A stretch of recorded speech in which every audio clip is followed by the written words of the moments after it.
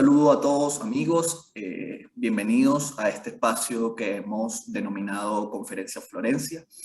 Desde Revista Florencia hemos decidido crear un espacio para que investigadores venezolanos de las ciencias sociales, las humanidades, puedan compartir reflexiones, investigaciones en curso, investigaciones realizadas sobre sus trabajos. Creemos que un espacio como este es sumamente necesario por varias razones. Primero, por la destrucción del tejido simbólico de la sociedad venezolana que se ha hecho tan penetrante durante los últimos nueve años, ¿no? En segundo lugar, por las limitantes que en un estado de crisis general vino con la pandemia, donde los espacios muy pocos que quedaban para compartir conocimiento, para generar reflexión, para crear tejido social, se fueron limitando cada vez más. Entonces, desde Revista Florencia decidimos crear un ciclo de conferencias mensuales donde investigadores e investigadoras de las ciencias sociales puedan compartir sus reflexiones, puedan crear espacios para discutir, para debatir sobre el país, pero desde un conocimiento fundado, desde el rigor, desde la reflexión, desde un pensamiento crítico.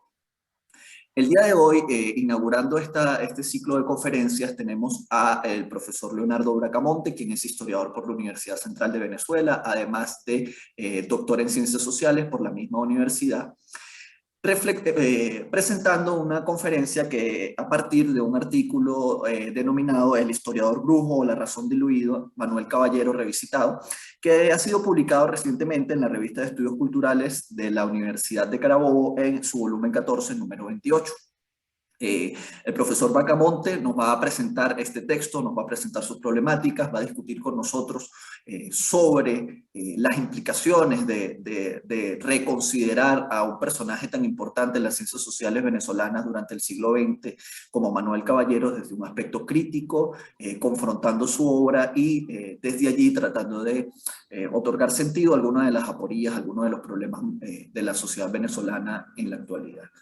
Sin más, le doy el espacio a Leonardo para que presente su conferencia y los invito de nuevo a que estén atentos a las noticias de Revista Florencia y que sigan este espacio que trataremos que sea lo más continuo posible, denominado Conferencia Florencia. Sin más, Leonardo, bienvenido a este espacio y adelante. Bueno, muchas gracias, Malfred, por la invitación y bien comprometido con hacer parte de este proyecto. Creo que es un aporte fundamental para debatir todos estos problemas, fenómenos que vienen ocurriendo en la sociedad venezolana, digamos, como parte pues, de un espacio de encuentro, de debate crítico, progresista y democrático. Me he ocupado en estos últimos, precisamente en tiempos de pandemia, me ocupé en algún momento de la lectura de la obra de Manuel Caballero, porque bueno, fue un historiador realmente fundamental de la segunda mitad del siglo XX y primeros años del presente siglo, ¿no? Y precisamente en ese momento, hacia digamos, en la fase de madurez de la producción de Caballero, fue el momento en que la sociedad venezolana se politizó de forma notable, ¿no? Y en ese momento, Caballero, junto con otros intelectuales, bueno, se conformaron como unos sujetos que cumplían la función de reorientar, de orientar la opinión pública, ¿no? Entonces mi texto se llama El historiador brujo o la razón diluida, Manuel Caballero reconsiderado. Parto del principio de revisar qué tan crítica era la obra de Caballero en función de lo que estaba ocurriendo en ese momento. Mi divide en varias ideas. La primera idea, precisamente, hay un intento de dar cuenta de ese autorretrato del historiador racionalista, digamos volteriano, considerado así por él mismo y por el resto de los intelectuales integrados que hacían vida cultural en ese momento. En primer lugar, extraigo de sus textos lo que considero son las premisas que constituyen los fundamentos de su trabajo de historiador. Luego, considerar el sentido del siglo XX, su construcción, su idea del siglo XX venezolano. En tercer lugar, pasó a considerar también básicamente lo que es la evolución histórica de la disciplina. Luego retomo las premisas normativas del trabajo del historiador que en la idea de caballero constituyen el oficio del historiador.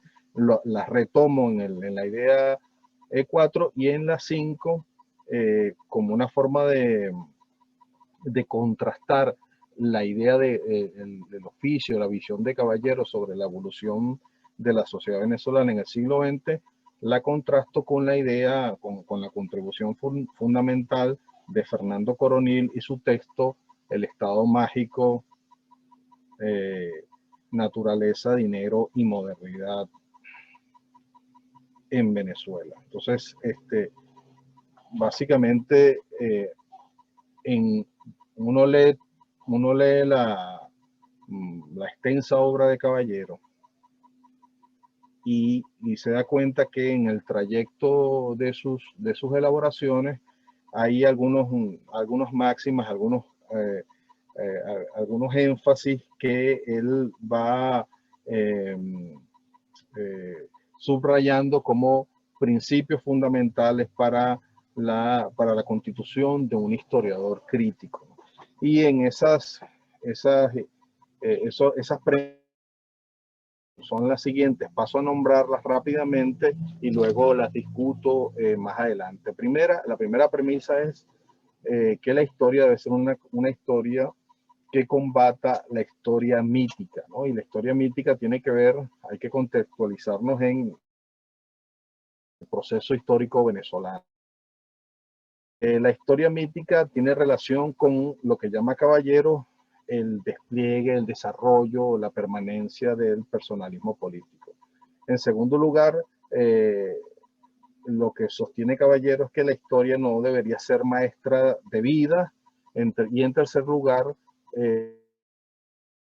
Caballero cuestiona a falta de mejor nombre, a más fuerzas ciegas, ¿no? Él lo hace en el momento en que justifica la elaboración de algunas biografías, ¿no? De algunas biografías de personajes relevantes, como su biografía sobre Juan Vicente Gómez y su biografía sobre Rómulo Betancourt. Entonces, estas tres premisas, yo creo que constituyen fundamentos de lo que él, un historiador, digamos, crítico, ¿no? Hay una tercera consideración, ¿no? que concluyo yo al calor de su revisión, y es que Caballero, si bien es un historiador política, no tiene un concepto de política, no tiene una noción clara de política. Él va en sus desarrollos de sus libros. Él de pronto comenta alguna digamos, bastante inocua de lo que puede ser la política, pero no se detiene en rigor, no se detiene en una reconsideración de la política como un concepto, bueno, que puede ayudarlo en su trabajo de reconstrucción. Segunda, creo que es un aporte fundamental una invención histórica, es lo que yo llamo la invención histórica del siglo XX político, que en el fondo uno puede entenderla como una justificación, un discurso que tiende a la justificación de la hegemonía en Venezuela, que se estableció más sistemáticamente desde el 58 hasta el 98.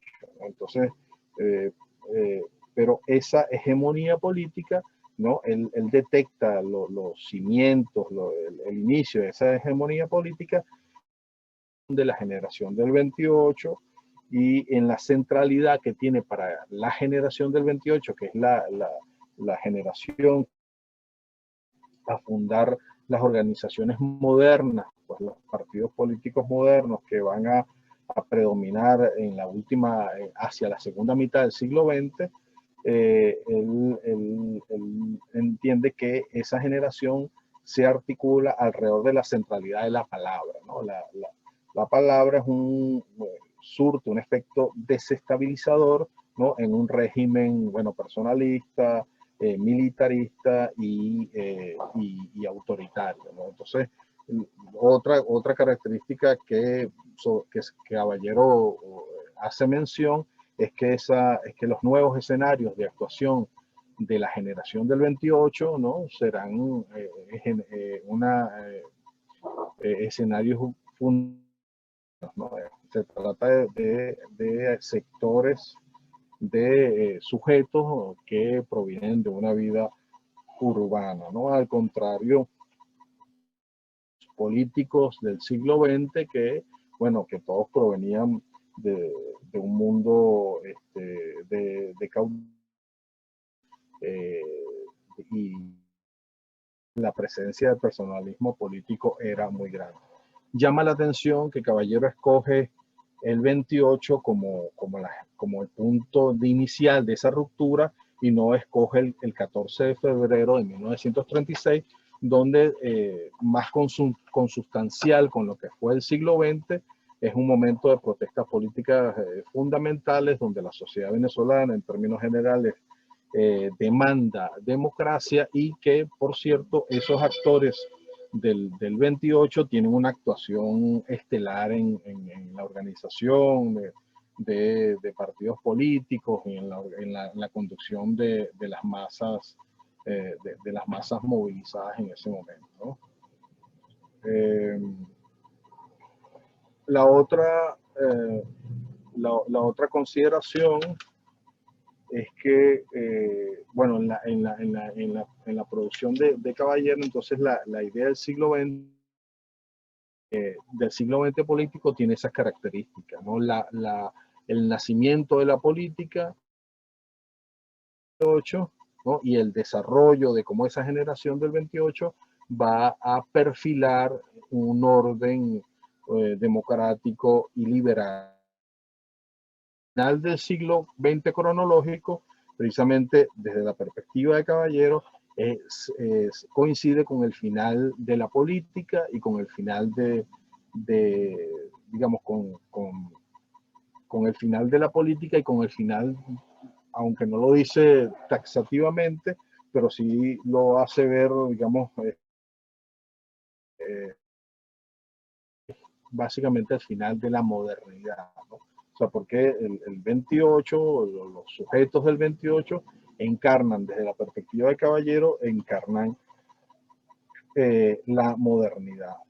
Entonces, se trata de desde la perspectiva en que lo veo, se trata de una lógica binaria, ¿no? Donde el siglo está como partido en dos, por un lado, un siglo, la agonía de un siglo caudillesco, personalista, retardatario, y luego, con seguridad, la evolución de un orden liberal, democrático, despersonalizado, donde los partidos modernos tienen una centralidad que, bueno, que perfilan a la nación a la modernidad. Y luego una clausura de la historia, ¿no? Porque se trata del fin de esa hegemonía y la sustitución ¿no? Por lo que Caballero finalmente, más adelante, trato de ocuparme en eso. Caballero muestra una indisposición analítica persistente para analizar los sucesos que vienen ocurriendo en ese momento. Por ejemplo, ahí visiblemente hay una... no alude, ¿no?, analíticamente al suceso del 27 de febrero de 1989, no encara realmente la naturaleza del proyecto neoliberal que tratan de poner en práctica primero con fuerza, ¿no?, con sistematicidad, Carlos Andrés Pérez y luego Rafael Caldera, y luego da cuenta del fin de la democracia asociada con lo que le ocurre eh, a Carlos Andrés Pérez, ciertamente dentro de un papel bastante, digamos, dramático, ¿no? Este, y, y, y en principio también valdría la pena, bueno, introducir aquí lo que él considera un liderazgo incoherente, heterogéneo, ¿no?, de la figura de Hugo Chávez, ¿no? Realmente hay en su análisis, hay, aunque una de lo que quiero hacer ver en el Caballero se muestra como un historiador confrontado con la cultura personalista venezolana, pero en sus análisis en un análisis sobre personas, ¿no? Y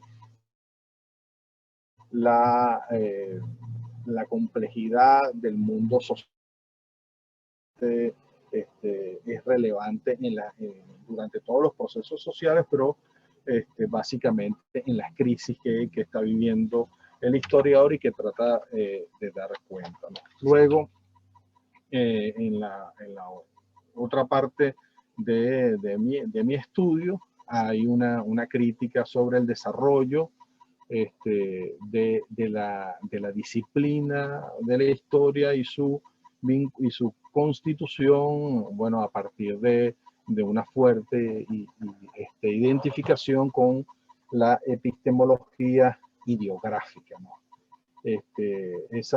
Digamos, esa tradición institucional, ¿no?, que proviene de un disciplinamiento del pensamiento, ¿no?, de un disciplinamiento, de un saber institucionalizado, eh, es expresión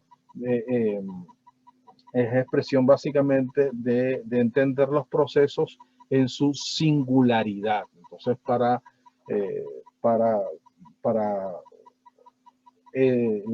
los historiadores formados en una lectura muy ortodoxa de la disciplina, ¿no?, su pensamiento, su forma de proceder, ¿no?, está asociada con entender los procesos sociales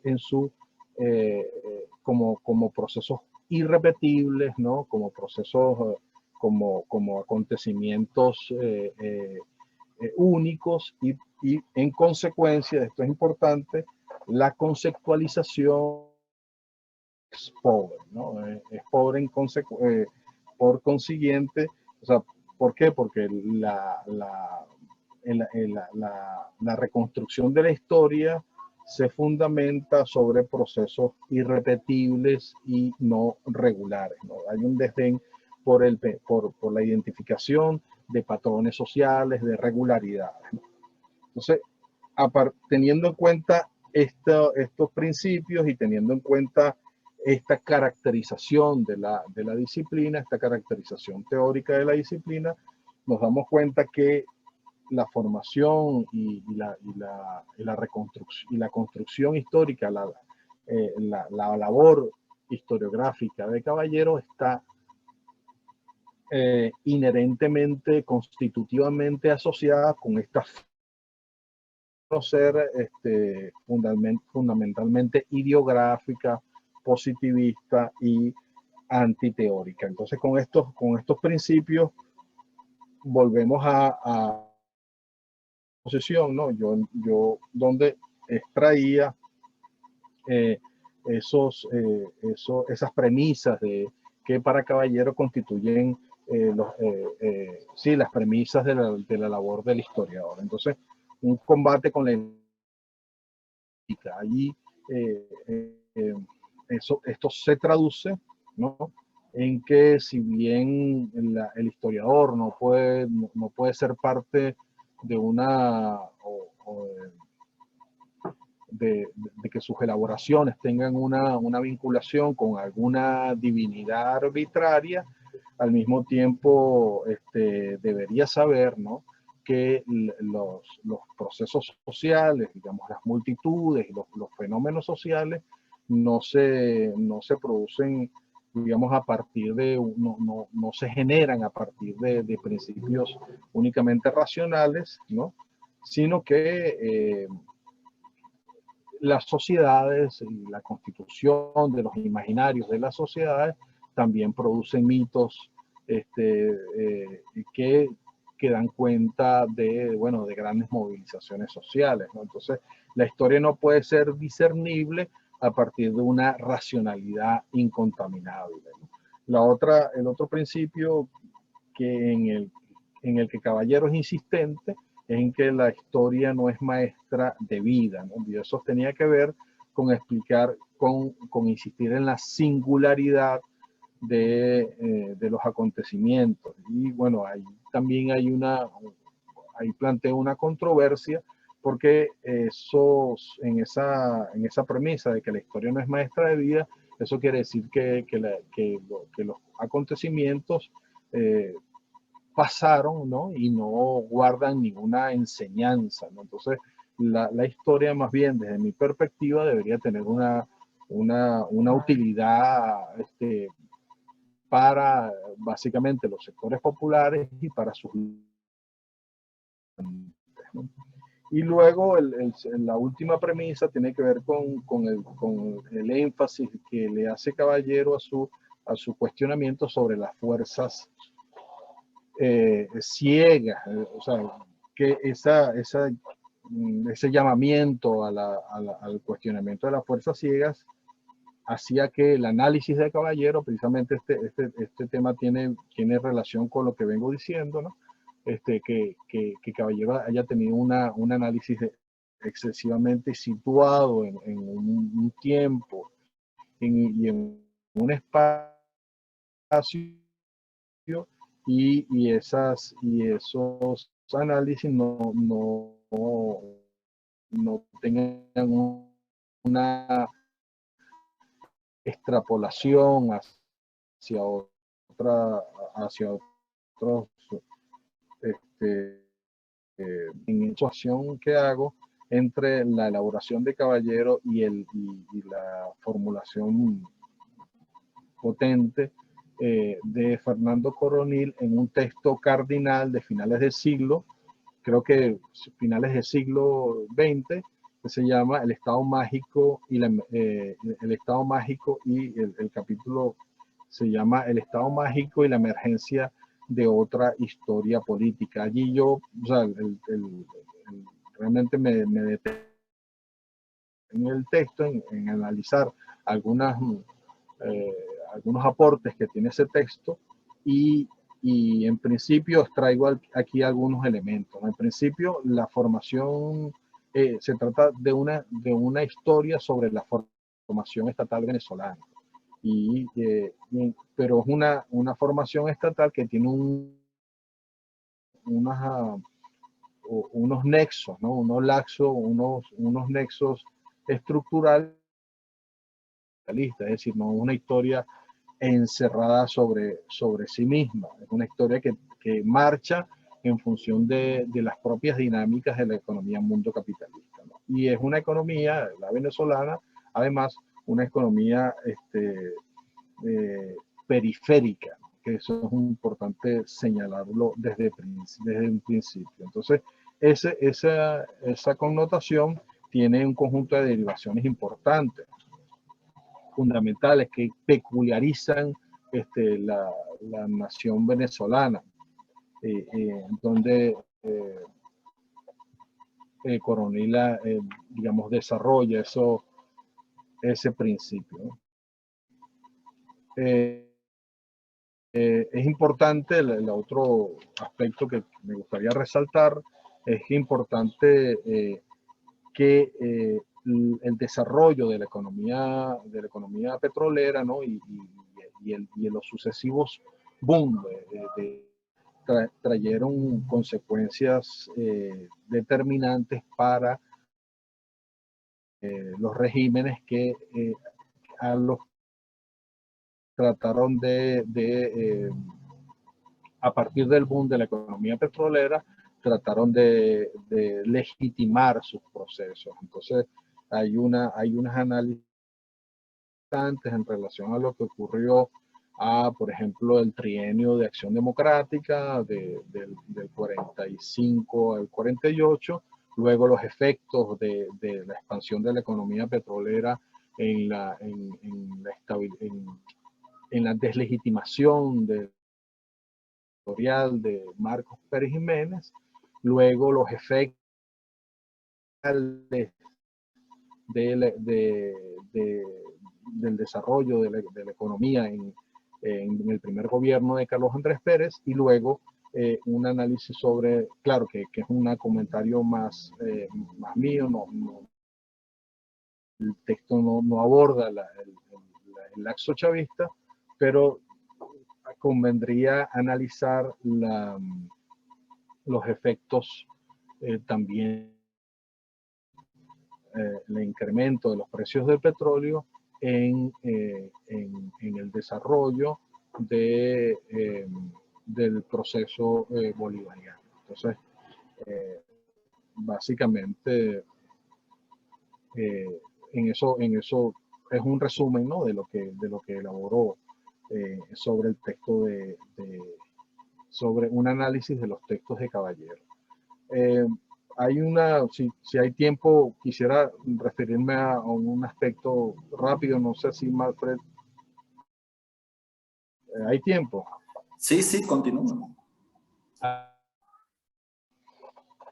Hay un comentario muy sugerente por parte de Coronil en relación a lo que más en su momento identificaba como que era un desarrollo que partía desde lo que llama Carrera la ruptura del nexo colonial, ¿no? Y que a partir de la Constitución de 1864, Carrera dice que queda en términos políticos jurídicos, queda constituido, ¿no? el proyecto nacional alrededor de esa constitución, es decir, la clase dominante elabora, ¿no? Consensualmente finalmente ese proyecto nacional que consensuales han tenido una continuidad en el tiempo, ¿no? Coronil sostiene que esa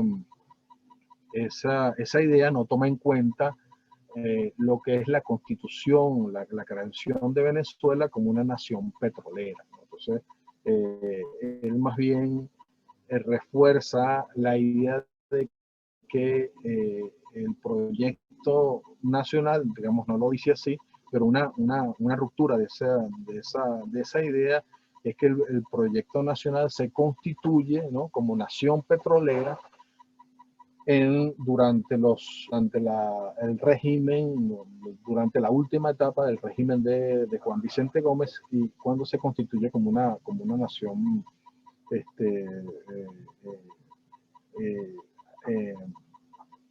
identificada con las premisas de la economía petrolera. Entonces, allí habla él de la constitución de dos cuerpos de la nación, el cuerpo de los ciudadanos, ¿no? de la voluntad general que está en su propia, digamos, constitución, ¿no? y que se va a hacer realidad en los años 40, ¿no?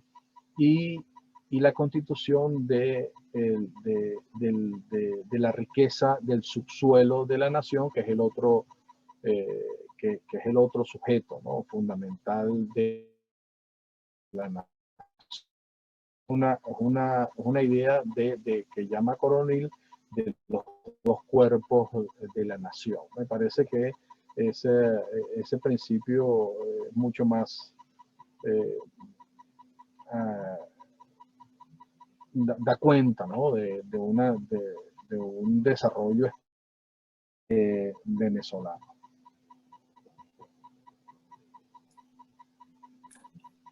Fíjate, Leonardo, ya pasando a una fase donde podemos conversar un poco sobre tu excelente presentación, como siempre sucede en estos casos, quedan para discutir un cúmulo de asuntos bastante importante que en el tiempo que contamos no vamos a poder desarrollar, pero sí creo que podemos avanzar en varios de ellos, ¿no?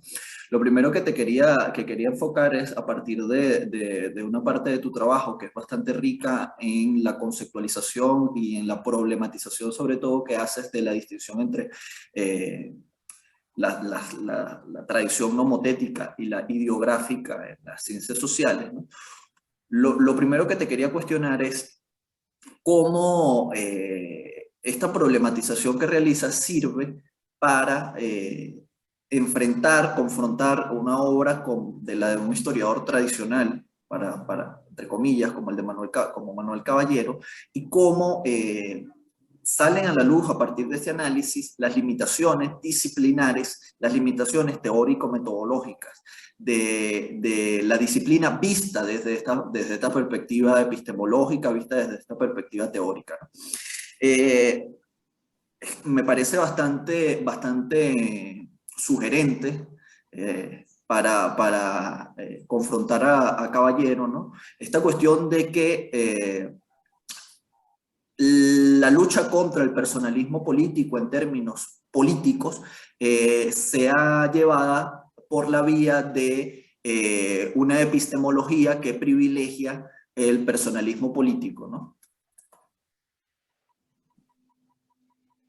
Sí, precisamente de eso es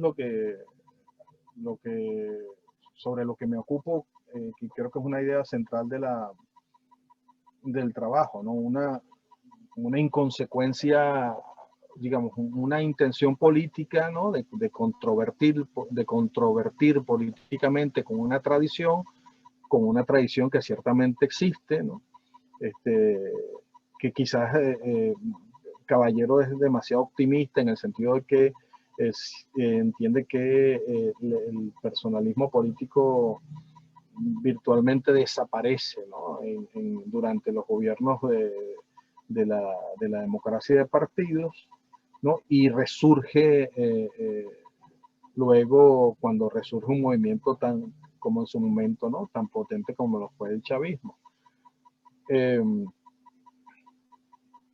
Ciertamente allí hay una inconsecuencia porque yo creo que el personalismo político en todo caso continuó, o sea, pero era un personalismo digamos que se ocultaba se ocultaba detrás de la renta petrolera, pero seguía teniendo ese carácter personalista porque eran personajes que podían hacer básicamente de todo, ¿no?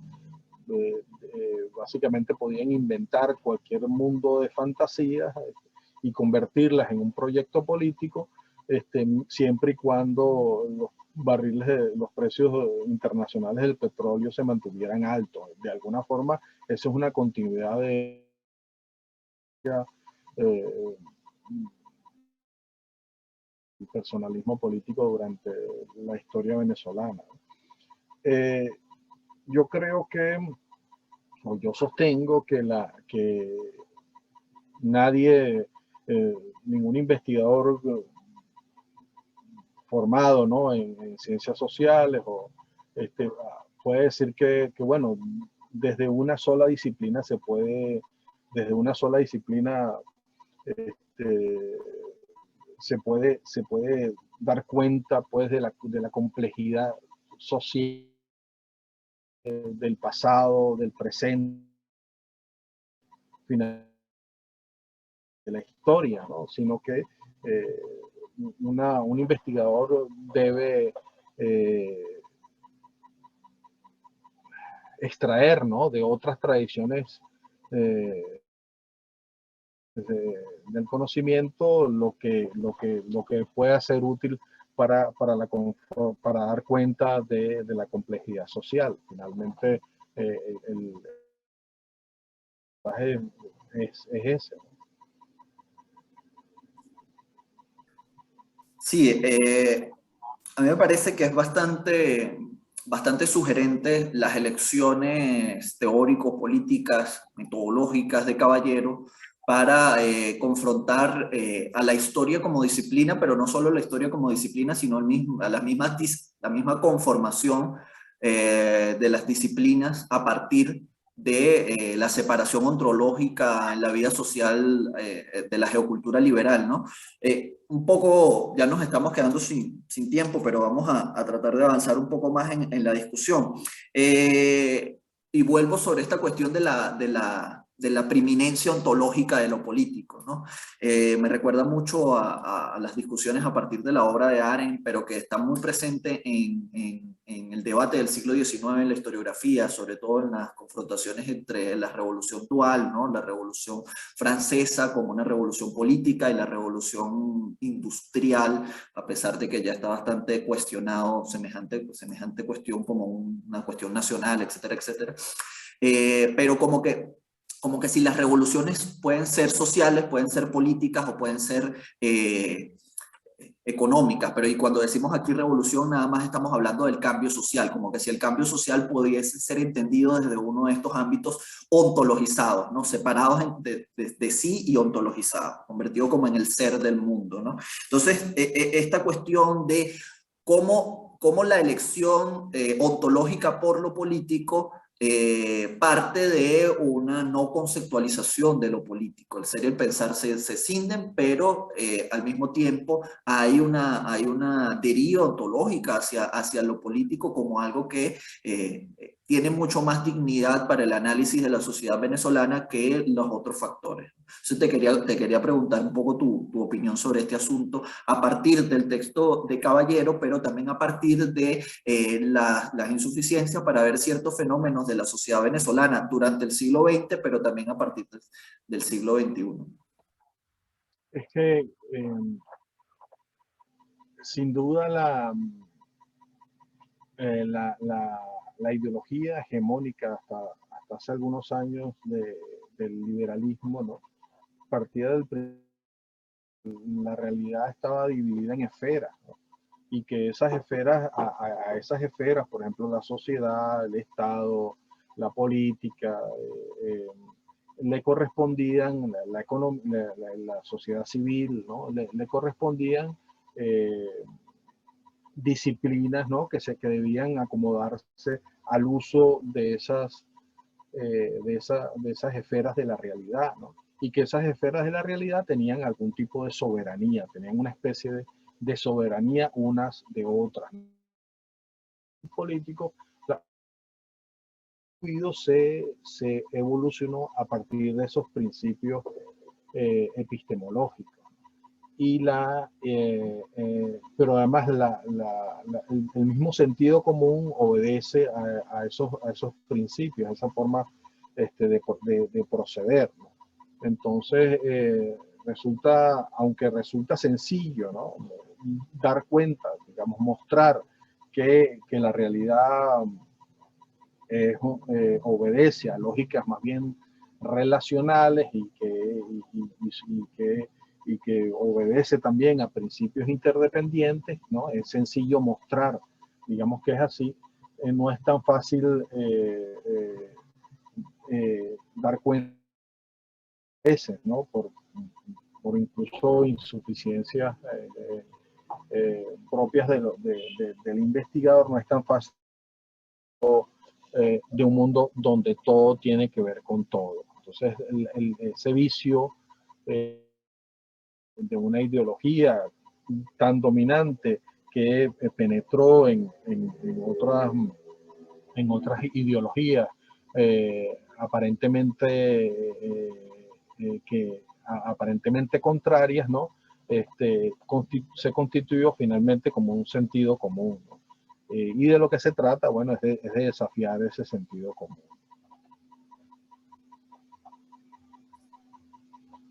Aquí me parece que hay un punto importante donde podemos avisorar una contradicción, ¿no? Es esta cuestión que creo que podríamos llamar una filosofía de la historia que está detrás, no discutida, sobre una historia, la historia como algo siempre contingente, etcétera, etcétera, que tú has denominado, o a partir del análisis del texto has denominado como que la historia no es maestra vida, ¿no?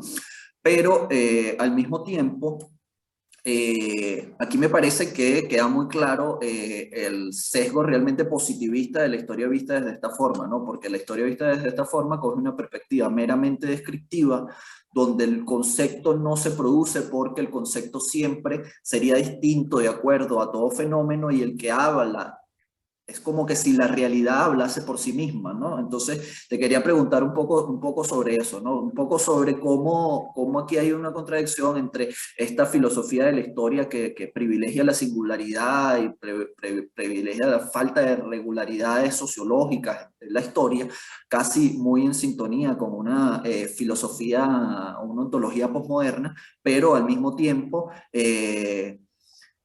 cómo esto incurre en el peor de los positivismos, que es que creer que las cosas son singulares en sí mismas, de que las cosas hablan por sí mismas, de que no hay que tener ninguna construcción teórica para aproximarse a la realidad, como que si la realidad no fuese algo ya en relación con su interpretación, ¿no?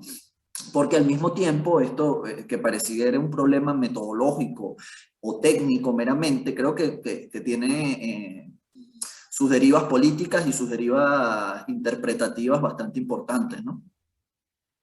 Claro, ese mandato, ¿no? De que ese cuidado de que la historia, el pasado sencillamente había pasado, ¿no? Y que este, extraer del pasado, finalmente de las luchas sociales, extraer enseñanzas, ¿no? Este, eh, era, era, era, era una, era como incurrir, ¿no? En un error de propaganda, finalmente es funesto, ¿no? Y es una idea de rigor, como sostengo, es una idea de rigor bastante torcida, ¿no? Este, porque finalmente, eh, ¿qué sentido tendría entonces hacer historia, ¿no? Finalmente la historia entonces sería un ejercicio este, solamente eh, estético, ¿no? Como sostiene Wallerstein, ¿no? Lo mismo que escribir eh, una entonces, finalmente la historia no es eso, ¿no? La historia es eh, son procesos continuos de luchas permanentes. O sea, en la historia está el principio de, del ser humano y sus luchas permanentes, ¿no? O sea, primero está básicamente sí la constitución de un orden, ¿no? De un orden de una economía del mundo capitalista que hasta el momento ha tenido un desarrollo exponencial importante, ¿no? Pero en la en la instauración de ese orden, ¿no? En que ese orden ha sido exitoso en la medida que ha permanecido durante varios siglos, al mismo tiempo ha habido una lucha que ha sido realmente incesante, ¿no? Y el deber del historiador es dar cuenta de esas luchas y de los errores y de las victorias de esas luchas y de, ¿por qué no?, tomar partido también, ¿no? Tomar partido por los sectores populares. Porque ese es el principio de la historia. Una frase de tu conferencia que me parece bastante importante es cuando mencionaste la insuficiencia analítica de Caballero para con la Venezuela posterior a 1998, ¿no? Te quería preguntar, ¿a qué le cargas esta insuficiencia analítica? a las elecciones teóricas del autor, o a una ética de los fines últimos que está previo a su labor como historiador y prevalece sobre su ética de responsabilidad para utilizar la distinción weberiana como historiador, una ética de fines últimos política que está por encima de su ética de responsabilidad intelectual. O si por el otro lado, como decía, o es una deriva de cuando entra la sociedad en la política venezolana, el historiador que está enfocado en la política no tiene herramientas analíticas para entender que la sociedad también se refleja en lo político, ¿no? Entonces, ¿a qué crees que se debe esta cuestión? No tiene que ser una ni otra, puede ser inclusive una conjunción de ambas cuestiones, ¿no? Pero me parece que es interesante porque hay aquí un punto donde el historiador que escribe sobre un proceso, que escribe basado en singularidades y contingencias, cuando los procesos vienen a otras formas de mostrarse o su contenido muta, parece que sería un problema del proceso y no de la teoría, ¿no?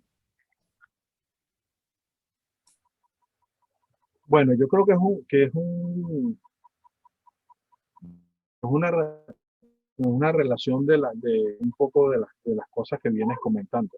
Tiene un poco de todo eso que mencionas allí. Eh, pero más concretamente, ¿no? Yo creo que el malestar de Caballero en relación a lo que está ocurriendo a partir de 1989 en adelante, ¿no? Es un malestar que le ocurre también a un sector de la intelectualidad venezolana. Y es que, bueno, los actores que constituían los rostros visibles de ¿no? en el siglo XX o a partir y con mucha fuerza, a partir del 58, esos rostros comienzan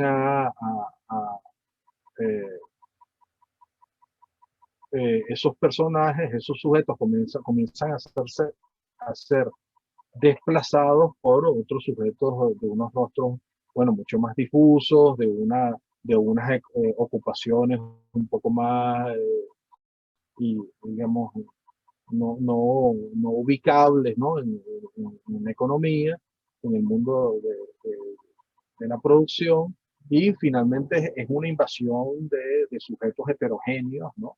Que es expresión, es consecuencia de la implementación de las políticas neoliberales de los años 90, de los años 80 en algún momento, pero sistemáticamente de los años 90. Entonces, de allí claramente hay una indisposición analítica por parte de Caballero, ¿no? Que, que se expresa en varias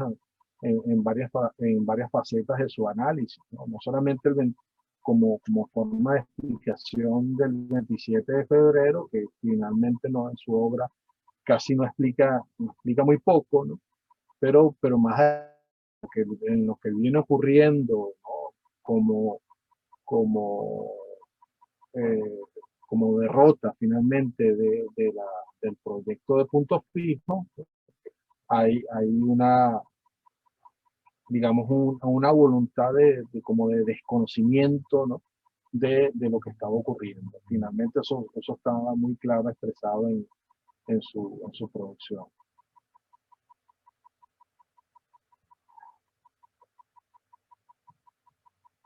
Ahora no te escucho. Para finalizar, quería volver sobre la comparación con Coronil, ¿no? Por qué precisamente el texto de Coronil, que por otra parte puede ser alabado o criticado, pero por qué el texto de Coronil ofrece una comparación tan estimulantemente distinta a esta historia tradicional racionalista, como tú la nombraste, de Caballero, ¿no? Te quería preguntar por eso, para precisamente volver sobre el tema de cómo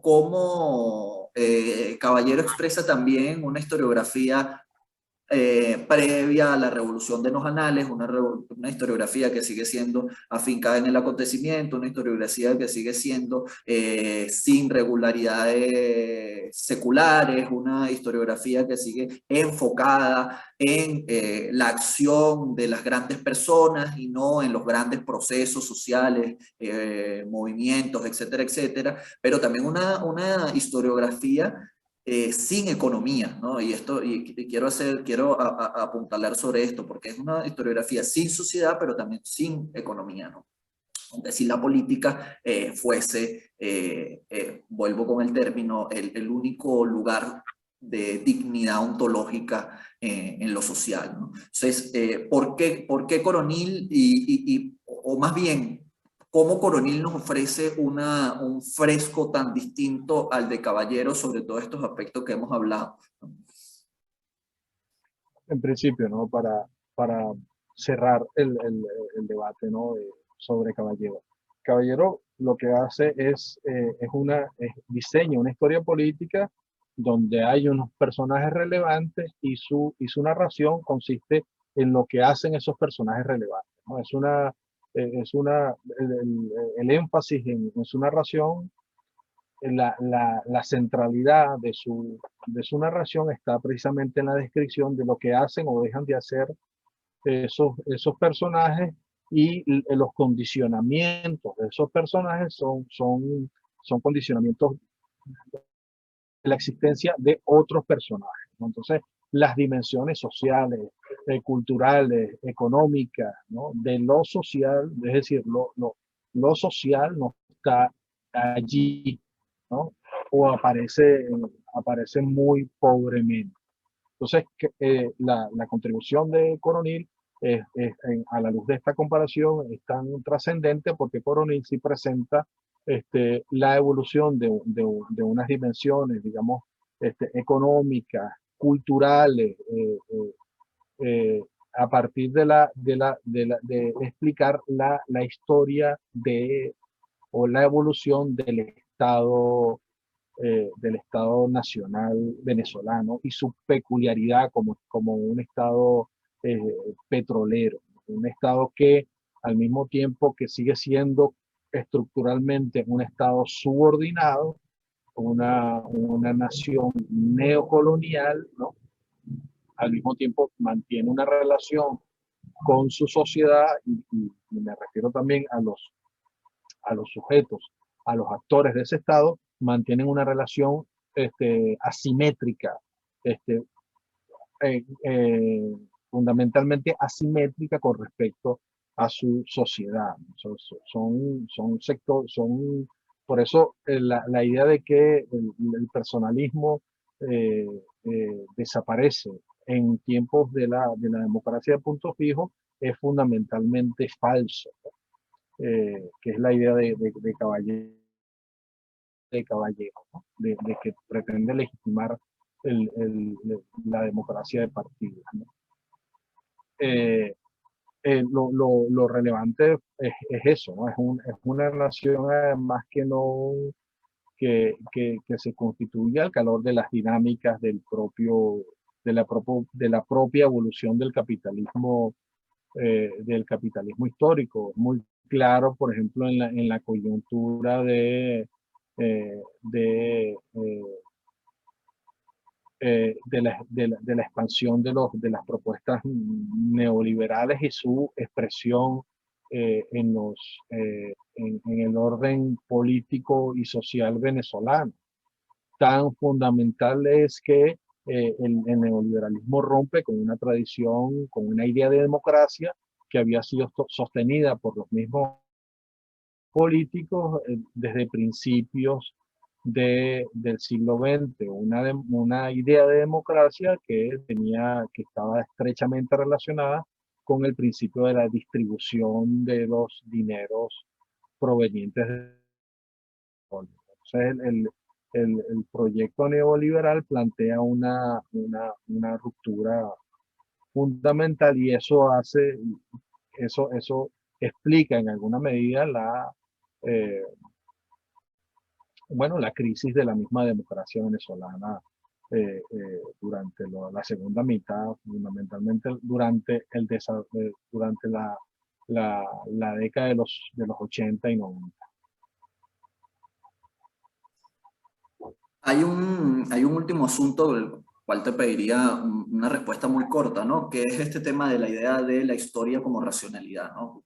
Que está muy unida a la contraparte axiológica que serían las fuerzas ciegas, ¿no? Entonces, claramente se distingue como una historia donde autopropulsada por las ideas, una geografía, muy en la idea racionalista, como de que las ideas son lo único que valen en la historia, ¿no? Y del otro lado están los que tienen voluntad pero no tienen ideas, ¿no? Un comentario sobre esto, cómo este precepto de Caballero le lleva a analizar la historia venezolana de cierta forma, ¿no? A darle valor a ciertos hechos y a ciertos actores por encima de otros. Pero no te escuché porque el audio se interrumpió. Si Pero puedes, era un poco el tema de la concepción de la idea racionalista, de que la idea está autopropulsada por ideas, ¿no? Y del otro lado, su contraparte axiológica serían las fuerzas ciegas, cuya eh, potencia es la voluntad, pero carecen de ideas, ¿no? Entonces, ¿cómo esto lleva a Caballero a ver o a revisar, interpretar la historia de Venezuela y dar prevalencia a ciertos hechos y a ciertos actores por encima de otros, ¿no? eh, claro, no resuelve esos dilemas que estás planteando tú, ¿no? Básicamente, Caballero, se concentra dentro de esa eh, polarización analítica que fue una de los rasgos tradicionales del pensamiento social en el siglo XIX y en el siglo XX, ¿no? Caballero opta un lado de esa polarización. Pero como sabes, esos dilemas, ¿no? Esas antinomias, las ciencias sociales fueron, digamos, desarrollaron amplias propuestas en ese sentido. Y bueno, ahí está el aporte, por ejemplo, de historiadores como E.P. Thompson, ¿no? Que desarrolló de la clase, ¿no? No como un fenómeno preexistente a los, a los, a los fenómenos sociales, sino como una en evolución, ¿no? Que finalmente tenía un desarrollo que se podía historizar, pero que también que finalmente podía desvanecerse, ¿no? La clase, finalmente la clase no es un actor como tallado en piedra, sino que son eh, sujetos eh, que se conforman, ¿no? Y que también pueden diluirse para volver a conformarse en otras circunstancias y en otros escenarios.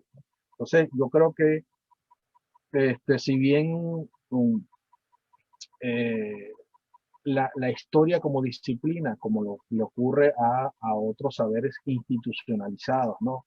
Que